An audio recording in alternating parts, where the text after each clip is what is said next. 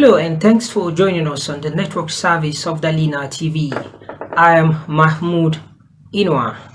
On the news today, wife of the president Oluremi Tinubu donates 100 million to victims of Diko tanker explosion in Minna, Niger State. Association of former local government chairman passes vote of confidence on Governor Bago. El Rufai Knox Sani claims governor is backing Tinubu for personal gains. Stay tuned for details of the news.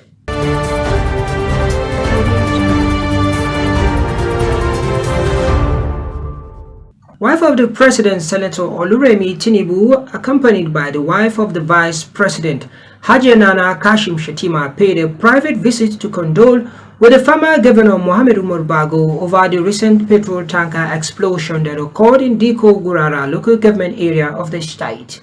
Aisha Gambot and Azumi completes the report. While at the Niger State Government House, Senator Oluremi Tinubu made a donation of 100 million naira to the victims of tanker explosion, explaining that the donation is to complement what the state government is doing to bring succor to the victims of the disaster, and pray that such incident will not reoccur again in Nigeria. In his remarks, the former Governor Umar Bago appreciated the wife of the president for the visit and also the cash donation.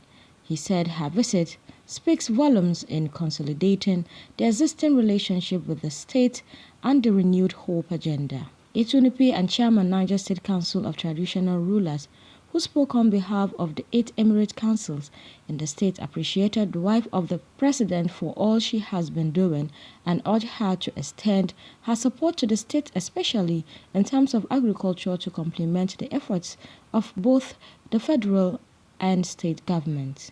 The wife of the president and her entourage, accompanied by the wife of the Niger State Governor, Hajiya Fatu Umar Bago, were at the uphill residence of the two former Nigerian leaders, General Ibrahim Badamasi Babangida and General Abdusalami Abubakar. The General Ibrahim Badamasi Babangida and Abdusalami Abubakar appreciated the efforts of the wife of the president, Senator Oluremi Tinubu, especially as they affect orphans, women, children, youth, and the elderly. I'm Aisha Gambut Azmi reporting for LINATV. Niger State government has commenced the issuance of basic education certificate as the first school living certificate. The Commissioner for Basics and Secondary Education, Dr. Hadiza Asabe Mohammed, stated this when she made a symbolic presentation of the certificate to the former governor during the State Executive Council meeting at the Government House, Minna. Dr. Asabe Mohammed explained that the federal government has transitioned from the 6334 system of education to 934 system and that the Niger State government has keyed into the new system. She said the basic education certificate examination has now replaced the first school living certificate and will only be issued at the completion of junior secondary school. An award from the Zonal Nigerian Union of Teachers was also presented to the former governor for his contribution for the educational sector of the state. The National Association of Former Elected Local Government Council Chairmen of Nigeria, Niger State Chapter, has passed a vote of confidence on former Governor Mohammed Umar Bago.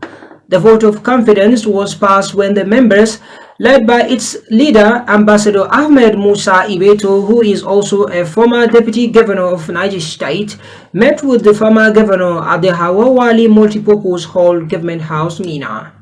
Ambassador Ahmed Musa Ibeto explained that the association comprises of past elected local government council chairmen from different political parties and explained that the objectives of the association are to bring together grassroots leaders as one family, to render humanitarian services to mankind at grassroots level, and serve as pressure group for welfare and service to their members, among others. Ambassador Ahmed Ibeto said the vote of confidence reflects the majority view of the people at the grassroots, based on upright efforts of the former governor in transforming and developing the state under the new Niger agenda. The leader of the association appealed to the former governor to do more in the payment of their benefits, consider them in terms of appointments, and to also consider the past vice chairman and the payment of allowances. Responding, former Governor Mohammed Umar Bago expressed delight with the creation of the association, saying it is apt. He said his administration is working towards a short, mid, and long-term plan that would facilitate rapid development of the state, pointing out that all hands must be on deck to achieve it. He thanked the association for passing a vote of confidence in him, saying it will spur him to do more and that similar meetings should be done more often for the development of the state. Former Kaduna State Governor El-Rufai has taken a swipe at his successor, Governor Uba Sani, for supporting President Bola Tinubu over what he described as personal gains. El-Rufai, in a post on X, alleged that Sani's unwavering support for Tinubu was linked over 150 billion naira in federal reimbursements received by Kaduna State in the past 18 months. Every day I see this governor embarrassingly and psychopathistically rambling. I used to wonder why. However, confirming that federal government reimbursement intervention grants in excess of 150 billion naira have been given selectively to Kaduna by Tinubu in the last 18 months now explains everything. By all means, defend Asiwaju for conditional cash transfer. Asiwaju has earned it. Coming from you, the peoples of Kaduna State will judge at the right time and place. Have a nice day, El-Rufai wrote. The Inspector General of Police, IGP Kayode Adeolu Egbetokun, PhD, NPM, has raised serious concerns about the unwanted and unethical practice of transferring ongoing cases and misusing of public office by certain offices and individuals. He stressed that these practices, which undermine investigations and diminish public confidence in the force, will no longer be tolerated. The IGP has emphasized that transparency, professionalism, and accountability must remain the guiding principles of policing. In line with this, he has directed all supervising officers and personnel, particularly those in investigative units, to handle cases with diligence and integrity. He further warned that any officer found engaging in indiscriminate transfer of case files or misusing their office will face strict disciplinary actions.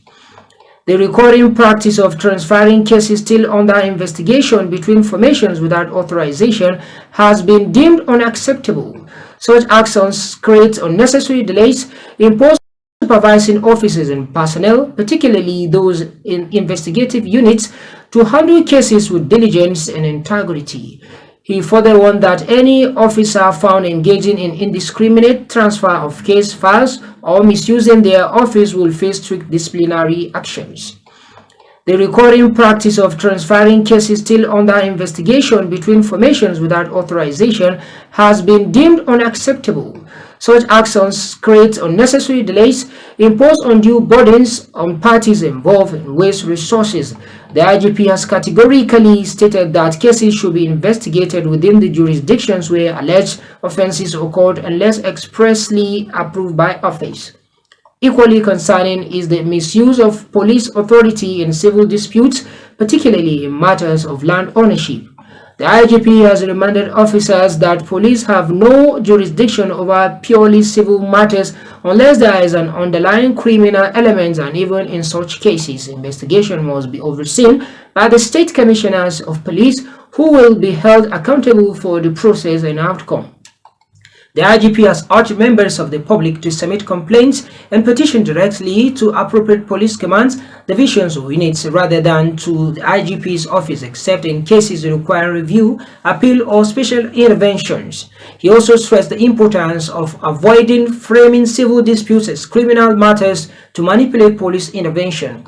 As part of his commitment to professionalism, the IGP reassures Nigerians of the first dedications of upholding transparency and accountability. He calls on citizens to trust the police to deliver justice and to report any unethical practices through appropriate channels.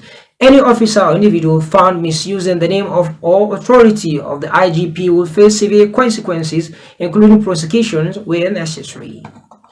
And that brings about the end of today's bulletin on LINATV News.